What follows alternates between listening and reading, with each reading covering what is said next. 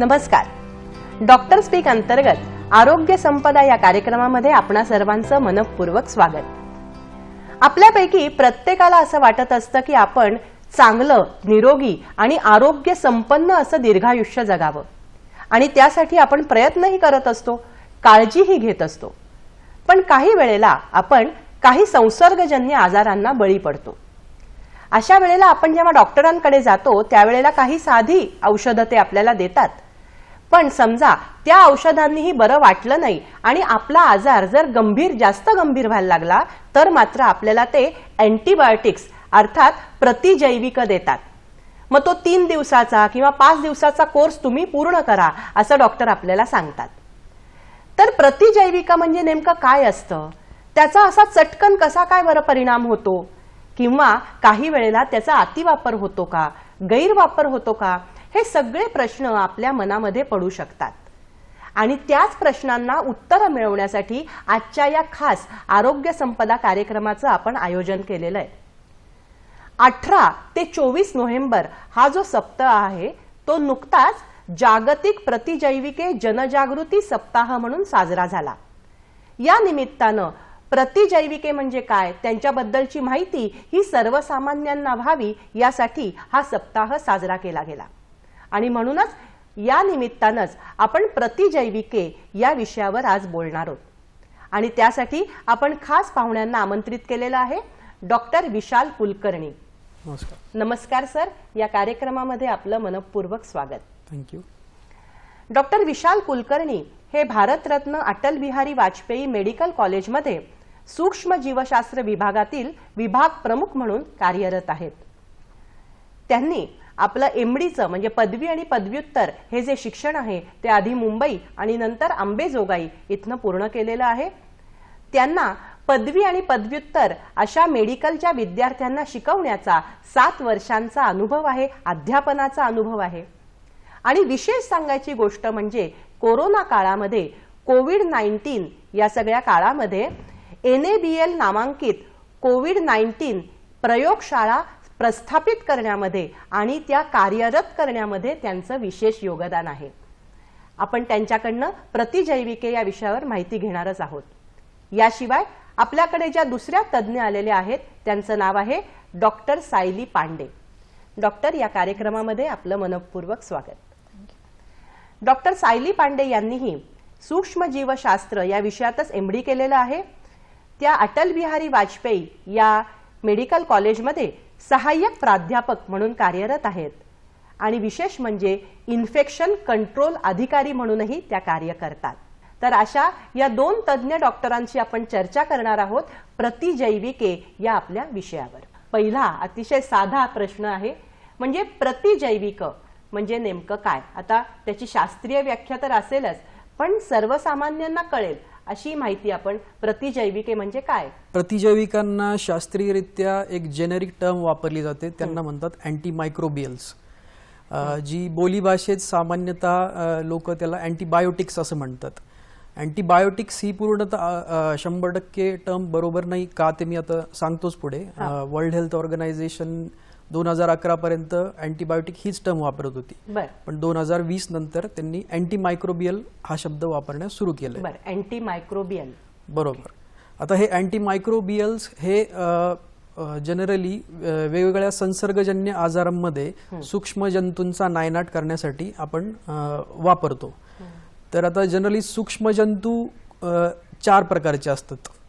एक पहिला आहे बॅक्टेरिया म्हणजे जीवाणू, दुसरा व्हायरस म्हणजे विषाणू, तिसरा फंगस म्हणजे बुरशीजन्य आजार आपण ज्याला म्हणतो, आणि चौथा आहे पॅरासाइट्स, परजीवी आपण मराठीत त्यांना म्हणूया.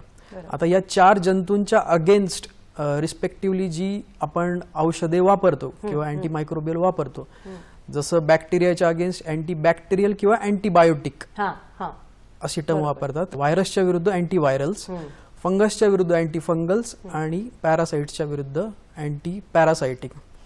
आता ही जनरली 4 प्रकारची अँटीमायक्रोबियल्स ही संसर्गजन्य आजारांच्या उपचारात तर वापरली जातातच, पण याशिवाय बऱ्याचशा फूड इंडस्ट्रीजमध्ये, ॲनिमल इंडस्ट्रीजमध्ये, ॲग्रिकल्चरमध्ये, वनस्पतींच्या मध्ये सुद्धा याचा आजकाल वापर वाढलेला आहे. बर.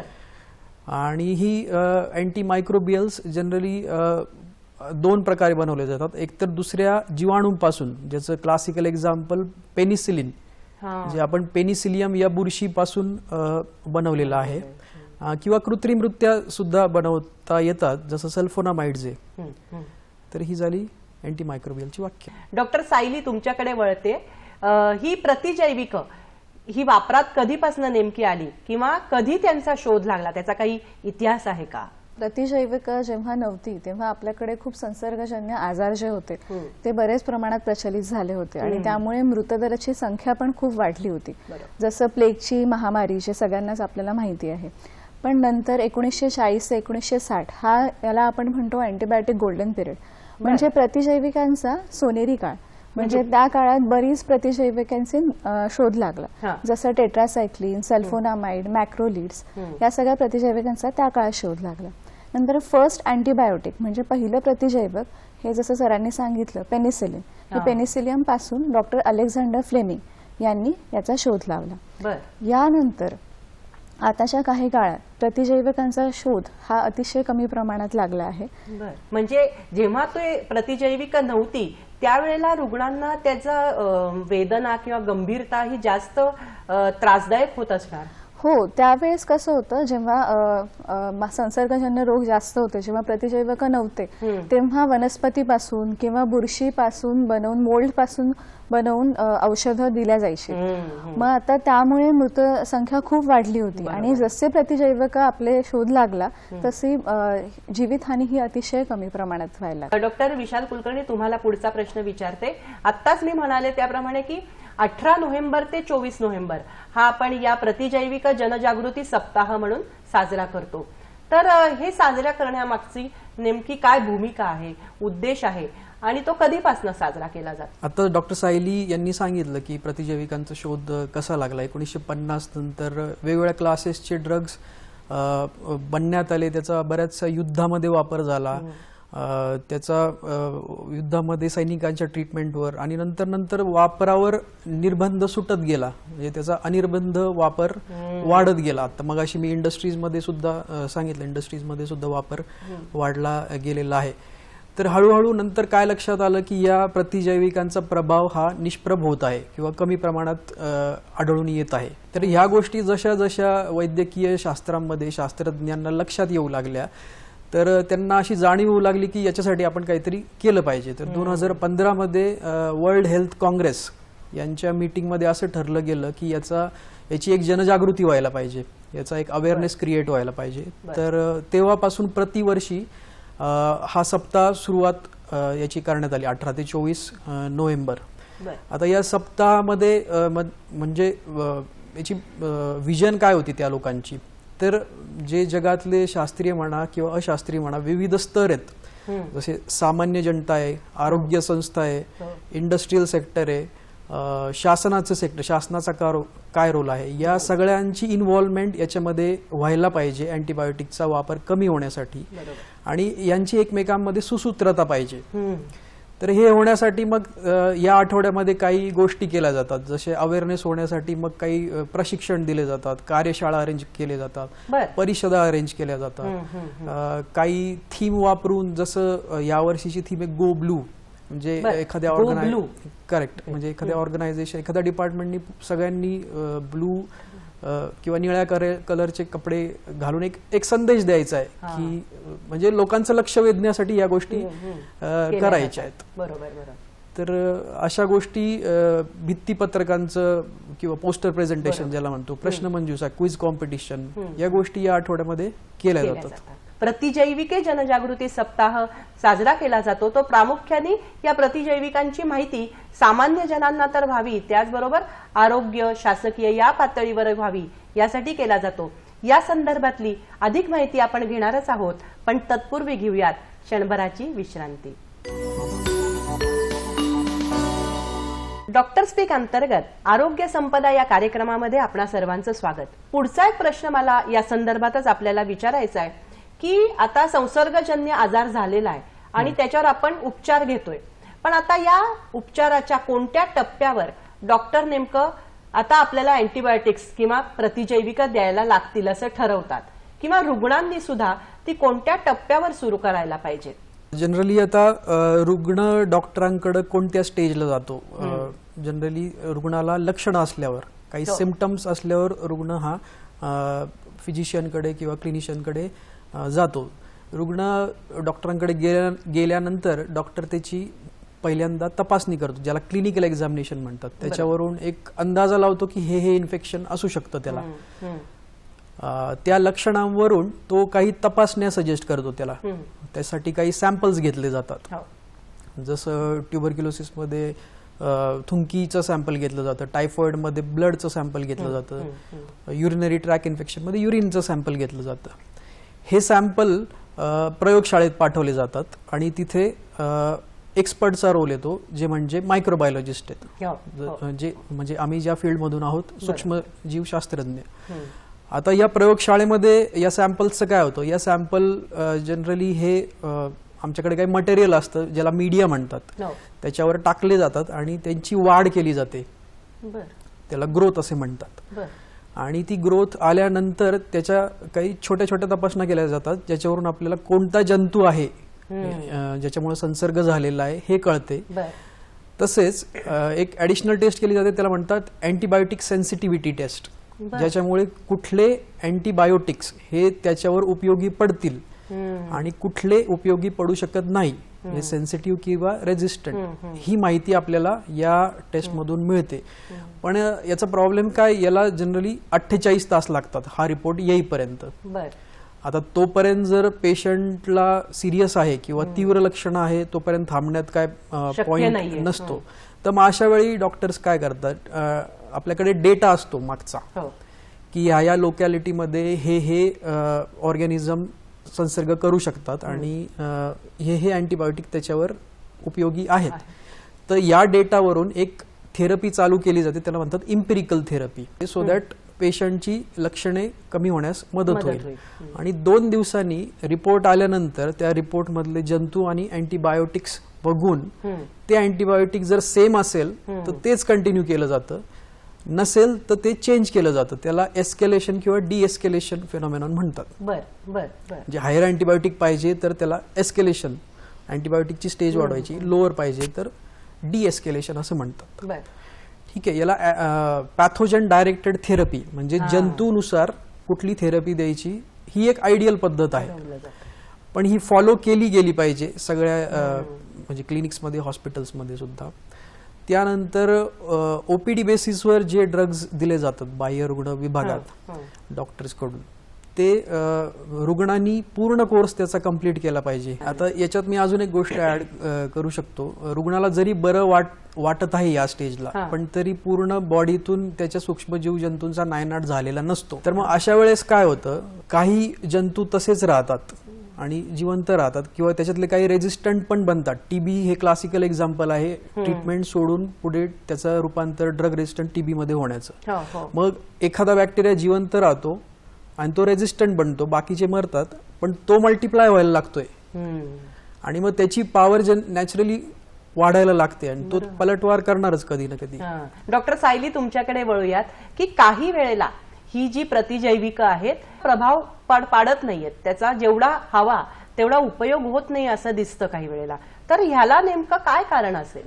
आता प्रतिजैविक म्हणजे अँटीबायोटिक हे प्रभावहीन ठरायला बरीच कारणं आहेत. जसं त्याचा आपण अतिवापर करतो किंवा गैरवापर करतो, असे 2 कारणं आहेत. आता गैरवापर जसं आताच आपण बोललो की कोर्स कंप्लीट नाही करत, म्हणजे आता मला आजार झाला, मी 5 दिवसाच्या डॉक्टरांनी मला गोळ्या दिल्या, 3ऱ्या दिवशी मी ठणठणीत झाले, मग मी 2 दिवस घेतच नाही, आता काय गरज आहे असं म्हणून आपल्याकडे ती सायकोलॉजी किंवा आपण जे म्हणतो जनजागृती करण्याची गरज आहे की त्यांना ते असं वाटतं की आता 3 दिवसात मी ठीक झालो तर 2 दिवस अजून मी कशाला भडीमार करू, पण ते तसं नसतं. त्याचा नायनाट व्हायला खूप गरजेचं आहे. त्याशिवाय आपलं जसं मी म्हटलं की सेल्फ डिरेक्टेड मेडिसिन घ्यायचं खूप प्रचलन सध्या चालू आहे. आजार झाला तर स्वतःच गुगल करायचं आणि मग त्याचे 2-3 मेडिसिनचे नावं बघायचे आणि ते प्रतिजैविक जाऊन ओव्हर द काउंटर घ्यायचे. WhatsApp university. Right, exactly. तर तसं होतं. आणि ओव्हर द काउंटर म्हणजे विदाऊट प्रिस्क्रिप्शन पण आपल्याकडे मिळतात. तर ते ऍक्च्युली शासनाने कुठेतरी त्याच्यावर अतिशय कडेकोर निर्बंध घालायला पाहिजे, जेणेकरून ओव्हर द काउंटर नाही मिळणार. विदाऊट प्रिस्क्रिप्शन तुम्हाला प्रतिजैवक नाही मिळणार. कारण काय होतं यामुळे, तुम्ही गुगल करता, म्हणजे बेसिकली सर्वसामान्य लोक गुगल करतात, मग त्याच्यातला तुम्ही कुठलं पण अँटीबायोटिक घेता, पण ते हायर क्लासचं आहे, लोअर क्लासचं आहे, याचं तुम्हाला आत्ता काहीच वाटणार नाही. पण काही वर्षांनी, जसं तुम्ही म्हणता, प्रभावहीन का ठरतात आहे, कारण काही वर्षांनी त्याच्यात रेझिस्टन्स म्हणजे प्रतिरोधक निर्माण होतात. म्हणजे प्रतिजैवकांमध्ये प्रतिरोधकांचं म्हणजे अँटीमायक्रोबियल रेझिस्टन्स हे निर्माण होतं. मग एकदा रेझिस्टन्स निर्माण झालं तर ही गोळी आज मला परिणाम गुण देत होती, आता ती काही कालानंतर देणार नाही. म्हणजे ह्याला म्हणतो आपण प्रभावहीन ठरत आहे. शिवाय आपला अजून आहेत की लेफ्ट ओव्हर मेडिसिन हे वापरायचं बरंच प्रचलन आहे. म्हणजे आता उरलेली मेडिसिन जे आहे हे आज या डोजला 5 दिवसाचं होतं, मी 5 दिवस तर घेतलेच नाहीत, ते मेडिसिन 2 तसेच पडले आहेत आणि तेच मी पुढच्या याला वापरायचे, पुढच्या जेव्हा पण आजार आला तेव्हा ते वापरायचे. मग आता तुमचा ना कोर्स व्यवस्थित पूर्ण होत, ना फ्रिक्वेन्सी व्यवस्थित होत, ना डोजेस व्यवस्थित होत. तर ह्या सगळ्या गोष्टींमुळे आपल्याला आपले प्रतिजैवक जे आहेत ते प्रभावहीन ठरतात. त्याशिवाय प्रतिजैवकांचा प्रभावहीन ठरण्याचं मागचं अजून एक कारण असं आहे की स्वच्छता पाळल्या जात नाही, त्यांनी सुद्धा होतात. स्वच्छ पाणी न पिणे, बायोमेडिकल वेस्ट जी आपण म्हणतो, म्हणजे हॉस्पिटलचा कचरा किंवा आपला जो कचऱ्याची विल्हेवाट जी आहे ती जर प्रॉपररित्या झाली नाही तर जे सूक्ष्म जीवजंतू आहे ज्याच्यात रेझिस्टन्स निर्माण झालाय, ज्याच्यात प्रतिरोधक निर्माण झाले आहेत, त्याचा प्रसार होण्यास अतिशय मदत होते त्यांना. त्यामुळे ह्या सगळ्या गोष्टींमुळे इट्स अ मल्टीफॅक्टोरियल थिंग, म्हणजे आपण एका वेळ नाही करू शकत. It's a multifactorial. ह्या सगळ्या फॅक्टर्समुळे आपले प्रभावहीन ठरतात आता, आणि त्यामुळे खूप पुढे जाऊन आपल्याला कठीण परिस्थितीला सामना करावा लागेल. डॉक्टर विशाल कुलकर्णी, परत मी तुमच्याकडे येते. असं मला विचारायचंय की आपण हे सगळं बोलत असताना सातत्याने ही गोष्ट जाणवतीये की काही वेळेला त्यांचा अतिवापर होतोय, प्रतिजैविकांचा अतिवापर होतोय, काही वेळेला गरज नसताना ती घेतली जात आहेत. तर कोणत्या परिस्थितीमध्ये खरं तर ही प्रतिजैविक घेऊ नयेत असं तुम्ही म्हणता? काही वेळा आपल्याला साधा सर्दी खोकला होतो किंवा व्हायरल फ्लू म्हणतात, त्याच्यामध्ये अँटीबायोटिक्सचा म्हणजे अँटीबॅक्टेरियल्सचा काहीच रोल नाहीये. ती बऱ्याच वेळा सिम्प्टोमॅटिक ट्रीटमेंटनी बरी होतात, खूप सिरियस झाली तर त्याला अँटीव्हायरल्स द्यावी लागतात, जशी टॅमी फ्लू आपण निमोनियामध्ये, व्हायरल निमोनियामध्ये देतो. तर अशा कंडिशनमध्ये जर माइल्ड सीझनल फ्लू आहे तिथे अँटीबायोटिक घेण्याची गरज नाहीये. बऱ्याच वेळा असाही गैरसमज आहे लोकांमध्ये की अँटीबायोटिक घेतल्यामुळे आजार पटकन बरा होतोय. अगदी, हा तर एक फार मोठा आणि पटकन कामाला लागायचंय, त्यामुळे अँटीबायोटिक्स घेऊन टाका, आणि ते पूर्णपण नाही घ्यायचे. तर असंही होतं. तर अशा वेळेस सुद्धा ही अँटीबायोटिक काही म्हणजे त्याचा पटकन बरा होण्याशी काही संबंध नाहीये, जर त्याचे इंडिकेशन नसतील तर. त्याच्यानंतर तिसरी गोष्ट अशी की एक उदाहरण देतो मी. आपल्या घरात एखाद्याला निमोनिया झाला, निमोनियावर त्यांनी काही अँटीबायोटिक्स घेतली, थोडंसं बरं वाटलं आणि ती बंद केली. काही दिवसांनी शेजारच्या घरामध्ये कोणाला तरी निमोनिया झाला आणि यांनी सजेस्ट केलं शेजारच्याला की मला या औषधाने बरं वाटलं होतं, तू पण घे. इथे कुठल्याही प्रकारचा डॉक्टरांचा सल्ला घेतला जात नाहीये, कुठलंही प्रिस्क्रिप्शन दिलं जात नाहीये. हे अँटीबायोटिक शेअर केले जात आहेत कोर्स पूर्ण न करता. तर हे शेअरिंग पण चुकीचं आहे, धोकादायक आहे. बरोबर. बऱ्याच वेळा डॉक्टरांकडे गेलंच जात नाही, मेडिकलमध्येच त्या फार्मसिस्टलाच विचारलं जातं मला असं असं होतंय, एखादी गोळी दे. तर ते फार्मसिस्ट सुद्धा बिना प्रिस्क्रिप्शन द्यायचा प्रकार बऱ्याच ठिकाणी सुरू आहेत. तर यासाठी शासनाने निर्बंध आणणे नक्कीच गरजेचे आहे. आता हॉस्पिटलमध्ये ही जर कंडिशन आपण बघितली, हॉस्पिटलमध्ये एक नियमावली असते अँटीबायोटिक देण्याची, त्याला अँटीबायोटिक पॉलिसी असं म्हणतो आपण. हे बरंच एक म्हणजे त्याच्यावर संशोधन करून संशोधन संस्थांमधून आलेला डेटा, आपल्या हॉस्पिटलचा डेटा, म्हणजे आपल्या हॉस्पिटलमध्ये कुठले बॅक्टेरिया प्रचलित आहेत, त्याच्यावर कुठले अँटीबायोटिक उपयोगी आहेत, कुठले नाही आहेत, त्याच्यावरून एक नियमावली तयार केली जाते की ह्या कंडिशनमध्ये ही अँटीबायोटिक देणं गरजेचं आहे. आणि त्याच्यामध्ये पण काही क्लास केले जातात, म्हणजे रिस्ट्रिक्टेड, सेमी रिस्ट्रिक्टेड. तर हायर क्लासचे जे अँटीबायोटिक आहे हे HODच्या ऑथोरायझेशननीच त्याला देण्यात यावे. इमर्जन्सी ऑथोरायझेशन कोणत्या कोणत्या अँटीबायोटिक्सला असावं. तर हे हॉस्पिटल मध्ये ही नियमावली फॉलो केली गेली पाहिजे. इमर्जन्सी सिच्युएशनला इम्पेरिकल थेरपी आहेच, त्यात काही शंका नाहीच, पण जास्तीत जास्त वेळा लॅबोरेटरी प्रयोगशाळेमधून टेस्ट करून कल्चर अँड सेन्सिटिव्हिटीचा रिपोर्ट बघून अँटीबायोटिक दिलं जावं, नियमावली फॉलो व्हावी. आपण या विषयाची चर्चा पुढे चालूच ठेवणार आहोत. तत्पूर्वी घेऊयात क्षणभराची विश्रांती. डॉक्टर स्पीक अंतर्गत आरोग्य संपदा या कार्यक्रमामध्ये आपणा सर्वांचं स्वागत. आपण चर्चा करतोय प्रतिजैविक अर्थात अँटीबायोटिक्स यांचा अतिवापर किंवा गैरवापर कसा होतो या संदर्भात. डॉक्टर विशाल कुलकर्णी, आपण विचार करत होतो की यांचा प्रतिरोध कशामुळे होतो, काय कारण त्याच्या मागे असतात.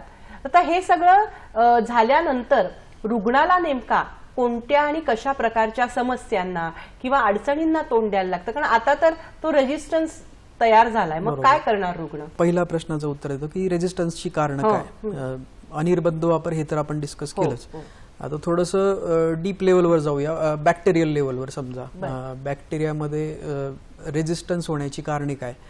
आता सूक्ष्म जंतू सुद्धा हे सजीव जंतूच आहेत, त्यांनाही जगायचं आहे. ठीक आहे, जसे ह्युमन्सला सर्व्हायव्हलसाठी आपण आपल्यामध्ये बदल करत असतो, तसंही सूक्ष्म जंतू स्वतःमध्ये बदल करतात. अँटीबायोटिक मधून पळवाटा कशा काढायच्या किंवा मार्ग कसे काढायचे त्यांच्या प्रभावापासून. तर मग ते मार्ग कसे काढतात. अँटीबायोटिक समजा एखाद्या जंतूंच्या सरफेसवर एखाद्या ठिकाणी अटॅच होतोय, तर त्या साईटमध्ये बदल करायचा, त्यामुळे अटॅचमेंटच होणार नाही. त्याच्यानंतर काही एन्झाईम सिक्रेट करायचे, त्यामुळे ते अँटीबायोटिक निष्प्रभ होऊन जाईल. जनुकीय बदल करायचेत, हे तर मोस्ट डेंजरस प्रकार. म्हणजे जनुकीय बदल झाल्यानंतर ते जनुकीय बदललेले जीन्स जे मोर दॅन 2-3 अँटीबायोटिक्सला रेजिस्टंट असतात, ते जीन ट्रान्सफर पण करू शकतात एकातून दुसऱ्यामध्ये, आणि नंतर मल्टिप्लाय पण होऊ शकतात. अशी पॉवर्स पण ते वाढू शकतात. तर हे काही 2-3 मेकॅनिझम बॅक्टेरियामध्ये पण असतात आणि इतर सूक्ष्म जंतू मध्ये सुद्धा असतात. हे झाले बॅक्टेरियल किंवा सूक्ष्म जंतूंच्या लेवलवर. दुसऱ्या आहे ह्युमन्स लेवलवर. मग अशी आपण सगळी कारणे डिस्कस केलीच की लेफ्ट ओव्हर अँटीबायोटिक्स, बिना डॉक्टरांच्या सल्ल्याचे अँटीबायोटिक्स घेणे, कोर्स पूर्ण न करणे, हायजीन मेंटेन न करणे. त्याच्यानंतर तिसरं आहे हॉस्पिटल लेवलवर जैववैद्यकीय कचराचे व्यवस्थापन व्यवस्थित न होणे, रुग्णालयीन संसर्ग कंट्रोलमध्ये न राहणे. याच्यासाठी इन्फेक्शन कंट्रोल नावाचं पण एक शास्त्र आहे. त्यानंतर इंडस्ट्रियल लेवलवर खूप अँटीबायोटिक्सचा वापर सध्या सुरू आहे. प्लांटमध्ये, ॲनिमल्समध्ये, ॲनिमल मीटमध्ये जे खाल्लं जातं, बर्ड्समध्ये जे कुक्कुटपालन त्यांना हेल्दी ठेवण्यासाठी अँटीबायोटिक्सचा वापर, त्यांच्या फूडमध्ये सुद्धा अँटीबायोटिक्सचा वापर आहे. एवढा सर्रास वापर झाल्यानंतर हे त्यांच्यामध्ये पण एक नॉर्मल बॅक्टेरिया सूक्ष्मजंतू असतात, वातावरणात सूक्ष्मजंतू आहेत, मातीत सूक्ष्मजंतू आहेत, यांचं एकमेकांशी इंटरॅक्शन होतंय सूक्ष्मजंतूंचं आणि ह्या वापरल्या गेलेल्या अँटीबायोटिक्सचं पण. कॉन्स्टंटली ते एकमेकांच्या कॉन्टॅक्टमुळे ऑर्गॅनिझम मल्टी ड्रग रेजिस्टंट बनतायत. म्हणजे 2-3 ड्रग पेक्षा जास्ती ड्रग रेजिस्टंट बनतायत आणि ते प्रसार पण पावतायत हवेतून, पाण्यातून, अन्नातून. हे झालं बाहेरच्या जगातलं एक उदाहरण. आता हे हॉस्पिटल लेवल मध्ये तर अजून भयानक प्रकार. हॉस्पिटलचं एन्व्हायरमेंटमध्ये सुद्धा ऑर्गॅनिझम असतात. परत संसर्गजन्य आजाराचे रुग्ण ऍडमिट झाल्यानंतर शक्यता वाढत असते, ती शक्यता अजून जास्ती वाढते. मल्टी ड्रग रेजिस्टंट ऑर्गॅनिझम हवेत तयार होतात. इन्फेक्शन कंट्रोल किंवा हायजीन मेंटेन झाली नाही हॉस्पिटलमध्ये, डिसइन्फेक्शन पाळलं गेलं नाही, जैववैद्यकीय कचऱ्याचे व्यवस्थापन झालं नाही, तर हे सगळं वाढत जातून त्याचा आता रुग्णाला काय त्रास होणार आहे. रुग्णालयामध्ये रुग्ण ऍडमिट होतो एका कारणासाठी, ऍडमिट झाल्यानंतर त्याला रुग्णालयीन संसर्ग सुद्धा बसतोय. बरोबर, हे कॉम्प्लिकेशन्स वाढतंय. रुग्णांमध्ये एक अँटीबायोटिक रिस्पॉन्ड करत नाही, त्याला हायर अँटीबायोटिक द्यावं लागतं, त्याची किंमत जास्ती असते. रुग्णाचा थांबणं वाढतं, रुग्णाचा स्टे इन हॉस्पिटल वाढतो, त्याच्यामुळे खर्च पण वाढणार, लॅबोरेटरी टेस्ट वाढत आहेत, त्याच्यानंतर त्याच्यावर औषधांचा मारा पण वाढतोय. अँटीबायोटिक्स आणि बाकीची औषधं पण त्याच्यावर मारा जास्ती होतो, ज्याचे दुष्परिणाम तर आहेत. प्रत्येक औषधाचे ऍडव्हर्स इफेक्ट आहेतच. बरोबर. याच्यामुळे रुग्णालयीन संसर्ग याच्यात ऍड झाल्यामुळे रुग्णाची दगावण्याची शक्यता अजून वाढत जाते. आता अजून एक त्याच्यामध्ये मी एक ऍड करू इच्छितो apart from he routine answer, की आपल्या बॉडीच्या आतमध्ये म्हणजे बॉडीमध्ये आणि बॉडीच्या सरफेसवर एक नॉर्मल फ्लोरा म्हणजे लक्षावधींमध्ये जीवजंतू असतात. आपली बॉडी ही स्टराईल नाहीये. नॉर्मली हे याला मायक्रोबायोम असं म्हणतात. पण हे हेल्दी किंवा बेनिफिशियल आपल्या फायद्याचे जीवजंतू असतात. हे आपल्या इम्युनिटीमध्ये आपली प्रतिकारशक्ती वाढवतात, आपल्याला निरोगी ठेवतात, आपल्याला बाहेरच्या जीवजंतूंपासून वाचवतात.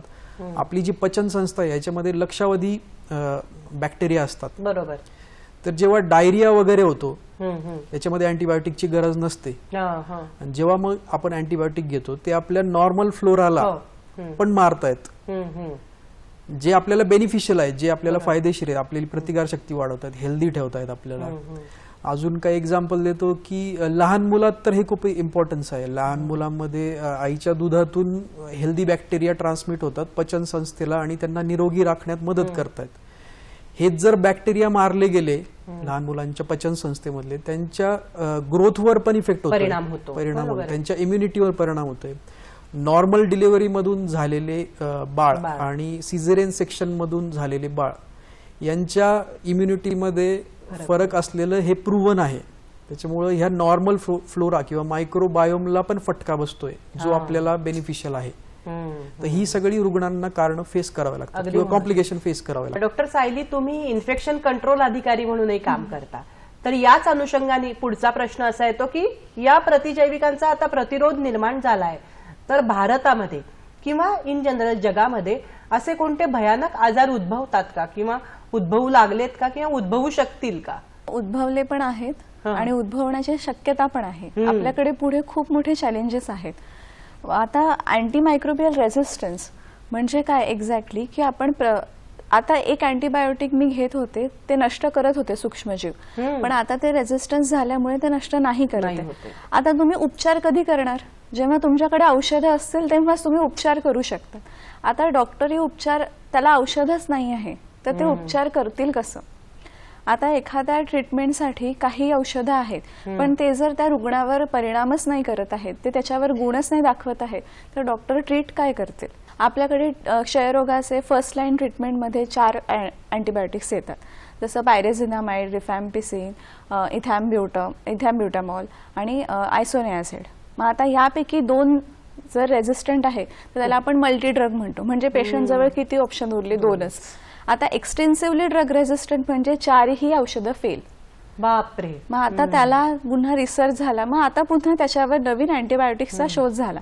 पण अशी स्थिती निर्माण ज्या काळात झाली होती तेव्हा MDR आणि XDR TB क्षयरोगाचे रुग्ण आणि त्याची मृतदर संख्या ही अतिशय प्रमाणात वाढली. बरोबर, कारण तो कालावधीमध्ये गेला जोपर्यंत नवीन अँटीबायोटिक्सचा शोधच नाही लागला. अशाच प्रकारे आपल्याकडे MRSA म्हणून एक सध्या खूप हॉस्पिटल इन्फेक्शन मध्ये आपल्याला दिसतं. बरोबर. त्याला म्हणतात मेथिसिलिन रेझिस्टंट स्टॅफिलोकोकस ऑरियस.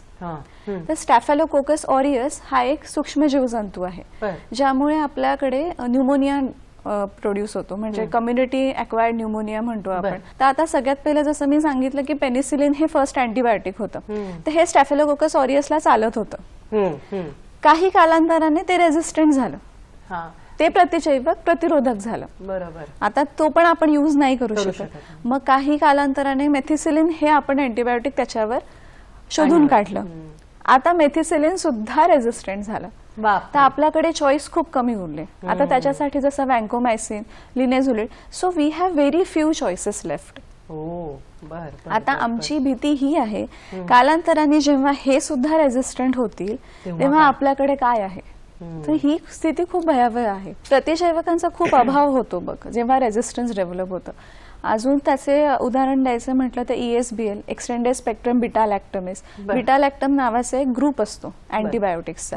तर आता एक्सटेंडेड स्पेक्ट्रम बीटा लॅक्टमेस असं एक त्याच्यावर पण प्रोड्यूस झाला आहे. त्यामुळे त्याच्यासाठी पण आपल्याला प्रतिजैवक शोधून काढावी लागतात.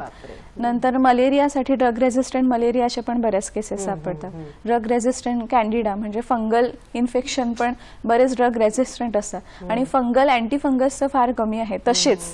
त्यामुळे अजून त्याच्यात रेझिस्टन्स निर्माण झाल्यावर we don't have any other option. तर डॉक्टर कुठनं औषधं देणार? आणि हे याच्यावर जनजागृती म्हणजे सामान्य लोकांमध्ये पण त्याचं नॉलेज आणि जनजागृती असणं खूप इम्पॉर्टंट आहे. प्लस मेडिकोज फील्डमध्ये सुद्धा म्हणजे हे दोन्ही बॅलन्स असतील तरच याचा काहीतरी आपण तोड काढू शकतो.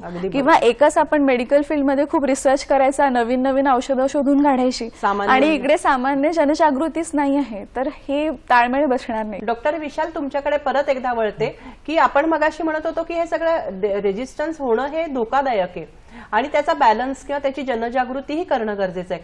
त्याच अनुषंगाने मग त्यासाठी की हे होऊ नये यासाठी काही प्रतिबंधात्मक उपाय किंवा रुग्णांनी आणि मेडिकलच्या लोकांनी सुद्धा काही काळजी घेण्यासारखी आहे का? आता डॉक्टर सायलीनी सांगितलं की बरेचसे ESBL, MRSA, drug resistant TB, XDR, MDR TB यांना एक जनरल टर्म बऱ्याच वेळा वापरली जाते, सुपर बग्स. बरोबर आहे. हे मल्टी ड्रग रेजिस्टंट ऑर्गॅनिझम असतात, मल्टिपल ड्रगला हे रेजिस्टंट असतात. आता हीच परिस्थिती अँटीबायोटिकचा शोध लावल्यापूर्वी होती. बरोबर आहे. म्हणजे थोडक्यात काय, आपण हे प्री अँटीबायोटिक एराकडे रिव्हर्स डिरेक्शनला चाललेलो आहोत. मग आता याच्यावर प्रतिबंध कसा करणार? जी कारणे आहेत जी ड्रग रेजिस्टंटला, ती करू नये हाच प्रतिबंध आहे. म्हणजे डॉक्टरांच्या सल्ल्याने ड्रग्ज घ्यायचे आहेत, अँटीबायोटिक शेअर करायचे नाहीयेत, अँटीबायोटिक्सचा कोर्स पूर्ण करायचा आहे. अजून एक इम्पॉर्टंट गोष्ट मी ऍड करू इच्छितो, लसीकरण. वॅक्सिन्स ही आपल्या पृथ्वी तलाला शास्त्रज्ञांनी दिलेली एक खूप मोठी देणगी असं मी म्हणेन. आता वॅक्सिनची डेव्हलपमेंट जेव्हा स्टार्टिंगला सुरू होती तेव्हा बिलो 5 इयर्स म्हणजे लहान मुलांचा मृत्यूदर हा प्रचंड होता आणि वॅक्सिन्स दिल्यामुळं याच्यामध्ये अफाट म्हणजे बदल घडलेले आहेत. वॅक्सिन मध्ये आपण काय करतो, वॅक्सिन वेगवेगळ्या प्रकारचे असतो. वॅक्सिन हा अँटीबायोटिक्सचाच एक भाऊबंद आपण म्हणू, त्याला इम्युनोमॉड्युलेटर सुद्धा आपण असं म्हणतो. वॅक्सिन्स हे जंतूंपासूनच बनवले जातात. एक तर जंतूंना मारून किल्ड वॅक्सिन आपण म्हणतो, किल्ड वॅक्सिन मधून आपण मारलेला जंतूच बॉडीमध्ये टाकतो. त्याच्यानंतर काही सब युनिट वॅक्सिन असतात, म्हणजे त्या जंतूचे काही अंशतः पार्ट काढून आपण बॉडीमध्ये टाकतो. किंवा लाईव्ह वॅक्सिन, लाईव्ह ऑर्गॅनिझमला पण त्याची पॅथोजेनिसिटी निष्प्रभ करून आपण बॉडीमध्ये टाकतो. आता बॉडीमध्ये टाकतो म्हणजे काय करतो, जसं आपल्याला इन्फेक्शन होऊन आपली इम्युनिटी रिस्पॉन्ड करते, तशीच वॅक्सिन ला घेतल्यानंतर आपली इम्युनिटी रिस्पॉन्ड करते. त्याच प्रकारे थोडक्यात आपण आपल्या प्रतिकार शक्तीला ट्रेन करतोय. इन्फेक्शनचं एक सिमिलर पिक्चर आपण क्रिएट करून आपण तयार करतोय आणि आपली प्रतिकार शक्ती स्टिम्युलेट करून त्याच्यामध्ये वेगवेगळ्या प्रकारचे अँटीबॉडीज तयार होतात, इम्युन सेल्स तयार होतात आणि फ्युचर होणाऱ्या संसर्गाला आपण तयार होतोय. बरोबर. मग वॅक्सिनचं फंक्शन काय, पहिले तर आता जसे BCG वॅक्सिन TBचे घेतलेले, देवीचा रोग हा वॅक्सिनमुळे नायनाट पावलेला आहे. तर संसर्ग न होण्यामध्ये होतच नाही बऱ्याच वेळा, अशी स्थिती वॅक्सिनमुळे येते.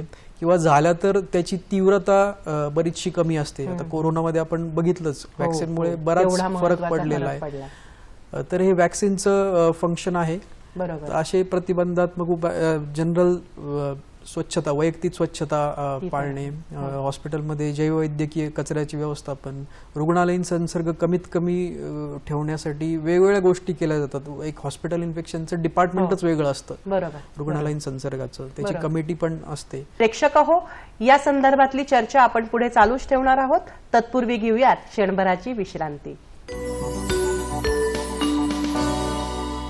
डॉक्टर स्पीक अंतर्गत आरोग्य संपदा या कार्यक्रमामध्ये आपणा सर्वांचं स्वागत. आपण चर्चा करतोय प्रतिजैविक या विषयावर. हॉस्पिटल इन्फेक्शन, हॉस्पिटलमध्ये होणारे इन्फेक्शन आणि यांचा जो प्रतिरोध आहे प्रतिजैविक, यांचा परस्पर संबंध आहे का, आणि तो जर असेल तर तो नेमका कसा आहे? तर हॉस्पिटल इन्फेक्शन आणि प्रतिजैविकांचा प्रतिरोध याचा अगदी संबंध आहे. आता प्रतिजैवकांचा प्रतिरोध कसा होतो, तर सूक्ष्मजीव जंतू जे आहे त्याच्यात रेझिस्टन्स जीन निर्माण होतो, त्याच्यात काही चेंजेस होतात ज्याला आपण म्युटेशन असं म्हणतो. तर त्याच्यामुळे आपल्याला आता प्रतिरोधक झाले निर्माण. आता एक रुग्ण आहे हॉस्पिटलमध्ये, त्याला रेझिस्टन्स निर्माण झाला, त्याच्यात तो सूक्ष्मजीव जंतू जो आहे ज्याच्यात रेझिस्टन्स जीन आहे तो त्याच्या बॉडीमध्ये आहे. आता हा एक रुग्ण दुसऱ्या रुग्णाला तो प्रसार करेल त्याचा. तर तो प्रसार कसा होतो? तो हॉस्पिटल इन्फेक्शन थ्रू होतो. म्हणजे आता हॉस्पिटल इन्फेक्शन जसं आपण म्हटलं की बायोमेडिकल वेस्टचं आपण प्रॉपर सेग्रिगेशन नाही केलं, त्याचं डिस्पोजल प्रॉपर नाही केलं, साध्या गोष्टी असतात, हँड हायजीन नाही केलं, इट्स व्हेरी इम्पॉर्टंट. म्हणजे hand hygiene is a very basic step, पण ती बरेच वेळा फॉलो होत नाही.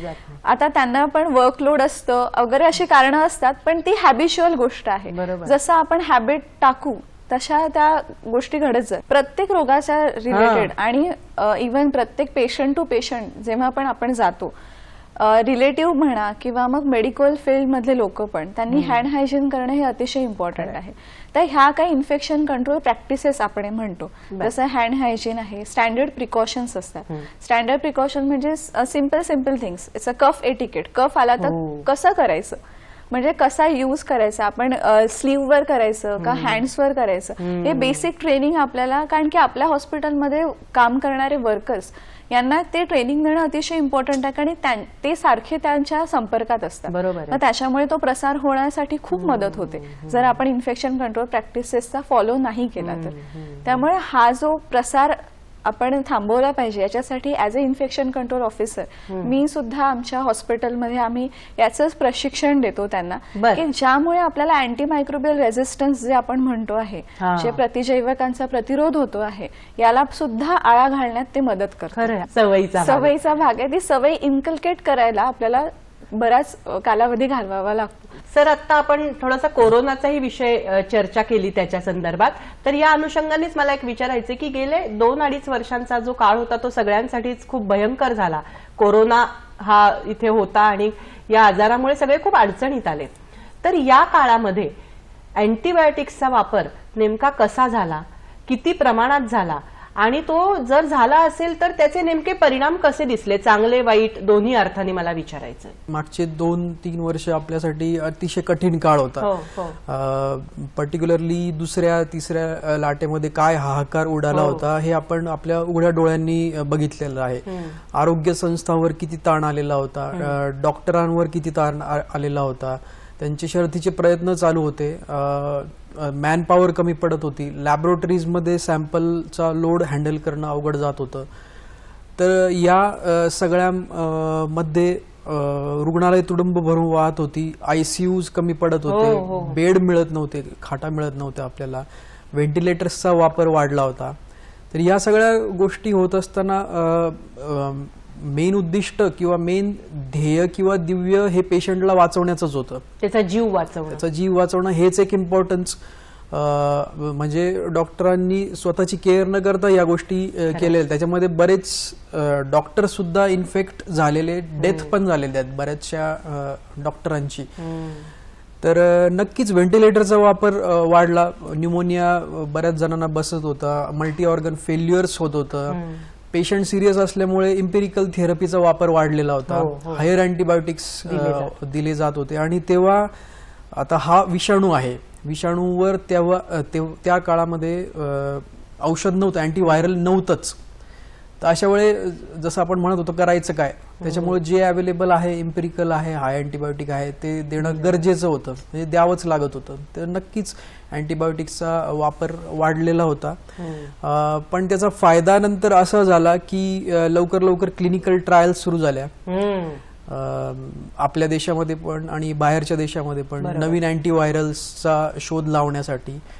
तर त्याला अप्रुव्हल्स पण मिळाले आणि त्यांचा वापर पण सुरू झाला. दुसरी महत्वाची गोष्ट म्हणजे आपल्याला कोरोनाच्या लसी मिळाल्यात. कोविशिल्ड आहे, कोवॅक्सिन आहे. लसींचा काय फायदा आहे तो आत्ताच आपण डिस्कस केलेला आहे. तर या गोष्टी फायद्याच्या झाल्या. सॅनिटेशन आपल्या वागणुकीत आलंय, मास्क वापरणे म्हणा किंवा हात धुणे, हे चांगले इफेक्ट नक्कीच झालेले आहेत. प्रेक्षक हो, आपण या संदर्भातच चर्चा पुढे चालू ठेवणार आहोत. तत्पूर्वी घेऊयात क्षणभराची विश्रांती. डॉक्टर स्पीक अंतर्गत आरोग्य संपदा या कार्यक्रमामध्ये आपणा सर्वांचं पुन्हा एकदा मनपूर्वक स्वागत. आपण चर्चा करतोय प्रतिजैविक या विषयावर.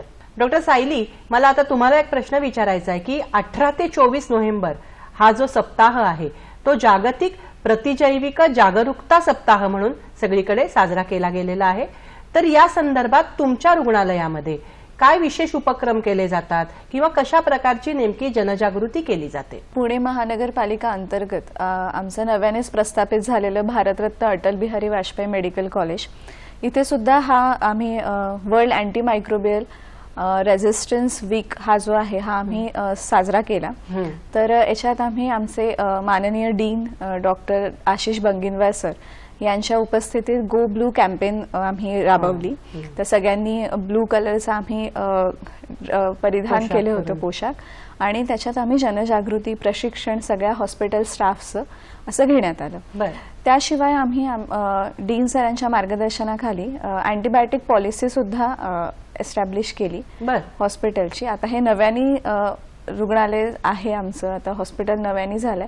तर दिस इज द फर्स्ट इयर जिथे आम्ही अँटीबायोटिक पॉलिसी पब्लिश केली. ही प्रत्येक रुग्णालयासाठी ही खूप इम्पॉर्टंट असते, कारण जसं आपण आधी पण डिस्कस केलं, एम्पेरिकल थेरपी जर द्यायची आहे तर क्लिनिशियनला याचा खूप फायदा होतो. तुम्ही काय सांगू इच्छिता? त्याच्यात ऍड करू इच्छितो की आम्ही जे काही हॉस्पिटल इन्फेक्शन कंट्रोलमध्ये ज्या काही ऍक्टिव्हिटीज करत आहोत किंवा हे जे काही अँटीबायोटिक पॉलिसी म्हणा, रुग्णालयीन संसर्ग रोखण्यासाठी ज्या काही शैक्षणिक आम्ही ऍक्टिव्हिटीज घेत आहोत, त्यामध्ये आमच्या माननीय अधिष्ठाता डॉक्टर आशिष बांगिनवार सर यांचे नेहमीच प्रोत्साहन मिळत आहेत. आपण हा सगळ्या चर्चा करतोय प्रतिजैविक या विषयावर. आता तुम्ही पेशंट्स मध्ये मिसळत असता, अनेक पेशंट तुमच्या नजरेखालून जात असतात, उपचार तुम्ही करत असता. मला जाणून घ्यायला आवडेल की एखादा असा अनुभव तुम्ही सांगू शकाल का पेशंट का, की ज्यांनी या प्रतिजैविकांचा वापर योग्य प्रमाणात केला नाही किंवा योग्य पद्धतीने केला नाही? एक 55 वर्षाची महिला एकदा आमच्या रुग्णालयामध्ये जिला संधिवात झालेला होता, ऑलरेडी संधिवाताची ट्रीटमेंट पण सुरू होती, ती श्वसन विकारासाठी भरती झाली. तिचं प्रेझेंटेशन हे श्वास घ्यायला त्रास होत होता. आता संधिवाताचा आजार चालू आहे, त्याच्यावर ट्रीटमेंट चालू आहे, याचा अर्थ आपल्याला माहिती की त्या औषधामुळे ऑलरेडी तिची प्रतिकार शक्ती कमी झालेली आहे संधिवाताची आर्थरायटिसमुळे किंवा त्यांच्या अँटी आर्थरायटिक ड्रग्जमुळे. क्लिनिकल प्रेझेंटेशन क्लिनिशियनचं असं होतं, त्यांनी थोडीशी हिस्ट्री विचारण्याचा प्रयत्न केला तर असं आढळण्यात आलं की तिला 15 वर्षापूर्वी ट्युबरक्युलोसिस झालेला होता आणि तो नंतर बरा होऊन म्हणजे ती बरीच वर्ष बरी पण होती आणि आता हे आर्थरायटिस आणि नंतर मग असा त्रास श्वसनाचा सुरू झाला. तर नक्कीच क्लिनिशियनला असं वाटलं टीबीचाच परत काही प्रादुर्भाव आहे की काय, म्हणून त्यांनी काही सॅम्पल्स घेतले. तसे थुंकीचं सॅम्पल घेतलं जातं आणि त्याची टेस्ट केली जाते आणि बाकीही काही टेस्टसाठी त्यांनी सजेस्ट केलं तपासण्यांसाठी. थुंकीची टेस्ट टीबीसाठी तेव्हा तर निगेटिव्ह आली आणि बाकीच्याही टेस्टमध्ये विशेष काही असं इन्फेक्शन आहे असं काही दिसून नाही आलं. तर एम्पेरिकल थेरपी चालू केली. त्यानंतर हळूहळू मग तिचा श्वसनाचा त्रास तरीही वाढत गेला. नंतर मग तिला हायर अँटीबायोटिक्सवर शिफ्ट करावं लागलं, व्हेंटिलेटरवर शिफ्ट झाली ती, हायर अँटीबायोटिक द्यावे लागले. प्रतिसाद मिळतच नव्हता. नंतर अँटी फंगल अँटी व्हायरल सुद्धा त्यांनी मग एम्पिरिकल म्हणून दिले. प्रतिकार शक्ती कमी झाल्यामुळे तिला थोडंसं CMV सायटोमेगालो व्हायरसचं पण इन्फेक्शन बसलं होतं. आता हे प्रतिकार शक्ती कमी झाल्यावर ऑपॉर्च्युनिस्टिक इन्फेक्शन म्हणतात त्याला, साधे साधे पण इन्फेक्शन बसू शकतात. तर मग तरीही श्वसनाचा त्रास वाढतच गेला, न्यूमोनिया सारखं पिक्चर पण झालं. क्लिनिशियनला वाटू लागलं की परत एकदा आपण टीबीची टेस्ट करायला पाहिजे, टीबीची ट्रीटमेंट सुरू करायच्या आधी, कारण टीबीची ट्रीटमेंट मोठी असते आणि आधीच प्रतिकार शक्ती कमी असल्यामुळे अजून तिला त्रास होऊ शकतो. परत टेस्ट केली, ती आता पॉझिटिव्ह आली, पण ती ड्रग रेजिस्टंट टीबी अशी पॉझिटिव्ह आली. आता ह्या ड्रग रेजिस्टंट टीबीची ट्रीटमेंट ही तर अजून कॉम्प्लिकेटेड असते. आता तुम्ही इमॅजिन करा, ऑलरेडी या पेशंटची इम्युनिटी खूप कमी आहे, तर ट्रीटमेंट चालू करूनही दुर्दैवीरित्या तिचा म्हणजे डॉक्टरांचे शर्थीचे प्रयत्न होऊन सुद्धा पेशंट दगावला. अजून थोडीशी माहिती विचारली गेली नातेवाईकांना तर असं आढळण्यात आलं 15 वर्षापूर्वी जो टीबी झाला होता त्याची ट्रीटमेंट पूर्ण झालेलीच नव्हती. ओ बर बर बर. तर हे क्लासिकल एक्झाम्पल आहे. डॉक्टर विशाल, आपण कार्यक्रमाच्या सांगतेकडे चाललो आहोत. तुम्ही जेव्हा रुग्ण बघत असता, पेशंट्स बघत असता, त्यांना उपचार करत असता, तेव्हा केवळ डॉक्टर म्हणून तुम्ही नाही काम करत, तर तुम्ही एक समुपदेशक म्हणून त्यांच्याशी बोलता किंवा त्यांच्या मनामध्ये काही गैरसमज असतील तर तेही तुम्हाला दूर करायला लागत असतील. तर या आता प्रतिजैविक या विषयाला अनुषंगून तुम्ही आमच्या प्रेक्षकांना, जे आमचे सामान्य प्रेक्षक आहेत, ज्यांना मेडिकल फील्डचे एवढे डिटेल्स कदाचित माहिती नसतील, पण अतिशय साध्या सोप्या भाषेमध्ये तुम्ही त्यांना या संदर्भात काही संदेश देऊ इच्छिता का? आता हे अँटीमायक्रोबियल्स आहे जे आपण वापरतोय, हे शास्त्रज्ञांनी शोधले आहे पूर्ण समाजासाठी. म्हणजे हे पूर्ण समाजाची, पूर्ण लोकांची, पृथ्वी तलावरच्या सगळ्या ह्युमन बिंग्सची ही प्रॉपर्टी आहे. त्याच्यामुळे त्याचा वापर करणं ही खूप मोठी रिस्पॉन्सिबिलिटी आहे. म्हणजे ही इंडिव्हिज्युअल प्रॉपर्टी नाही एकाची, की मी हे अँटीबायोटिक कसं घ्यायचंय, कसा वापर करायचं हे माझं मी ठरवेल, अशी परिस्थिती नाही. असं जर तुम्ही केलं तर तुम्ही सायमल्टेनियसली बाकीच्या समाजाला पण, बाकीच्या ह्युमन रेसला पण धोक्यामध्ये आणता आहेत. तर हे डोक्यात पक्क करून घ्यायचंय. त्याच्यामुळं अँटीबायोटिक्सचा वापर हा अतिशय रिस्पॉन्सिबिलिटीने केला गेला पाहिजे. जिथे गरज नाहीये त्या आजारामध्ये अँटीबायोटिक्स घेऊ नये. अँटीबायोटिकने आजार कमी होतो, पटकन बरा होतो, अशी परिस्थिती नाहीये. लेफ्ट ओव्हर अँटीबायोटिक्स घेऊ नये, अँटीबायोटिक शेअर्स करू नये. योग्य त्या वयात लसीकरण करावे. याच्या हा तर पाठ झाला आजारी पडल्यावर. प्रथमतः मी म्हणेल आजारी पडण्याची वेळच येऊ नये. निरोगी जीवन जगण्याचा प्रयत्न करायचा आहे. संसर्ग होऊच द्यायचा नाही आपल्याला. मग त्याच्यासाठी चांगल्या सवयी असणं गरजेचं आहे. चांगल्या सवयी म्हणजे काय? सिंपल आपण कोरोना काळामध्ये बघितलं, नुसत्या हात धुण्यामुळे, सततच्या हात धुण्यामुळे योग्य वेळी आपण बरेचसे संसर्ग आपल्याला रोखू शकतोय. चांगल्या सवयी ठेवायच्या आहे, व्यायाम करायचा आहे, योग्य त्या वयात लसीकरण होणं गरजेचं आहे. स्वच्छ अन्न, शिजलेलं अन्न खायचंय, स्वच्छ पाण्याचा वापर करायचा आहे. हे झालं जनसामान्यांसाठी. हॉस्पिटल किंवा आरोग्य संस्थेसाठी असा संदेश देऊ इच्छितो की रुग्णालयीन संसर्ग कमीत कमी ठेवायचा प्रयत्न करायचा आहे. जैववैद्यकीय कचऱ्याचे विल्हेवाट प्रॉपर पद्धतीने झाली पाहिजे. अँटीबायोटिक पॉलिसी जी नियमावली आहे ती प्रॉपर फॉलो झाली पाहिजे. त्यानंतर शासनासाठी शासनाने इरॅशनल प्रिस्क्रिप्शनवर निर्बंध घालायचेत. राष्ट्रीय स्तरावर नॅशनल ट्रीटमेंट गाईडलाईन्स ही बनवली जातात आणि बनवली जावीच आणि ती अपडेट व्हावी. त्यानुसार हॉस्पिटलनी आपल्या लोकल डेटा शिवाय नुसार ती मॉडिफाय करावी. इंडस्ट्रीजमध्ये अनिर्बंध वापर जो होत आहे, food industry, animal industry, fisheries, agriculture, वनस्पतींमध्ये याचा अनिर्बंध वापर टाळण्यात यावा. आणि अल्टिमेटली जी औषधं, जी अँटीमायक्रोबियल आपल्याला वाचवतायत त्यांना आपल्याला वाचवायचंय. हाच संदेश आजच्या या प्रतिजैविकचा जो सप्ताह चाललाय, जनजागृतीचा सप्ताह, त्या निमित्तानं आपल्याला मिळतोय असं म्हणायला हरकत नाही. डॉक्टर विशाल आणि डॉक्टर सायली, तुम्ही दोघंही आमच्या दूरदर्शनच्या स्टुडिओमध्ये आलात आणि या निमित्तानं आम्हाला अतिशय महत्वाची माहिती दिलीत. त्याबद्दल स्टुडिओच्या वतीनं आपले मनपूर्वक आभार. धन्यवाद. धन्यवाद.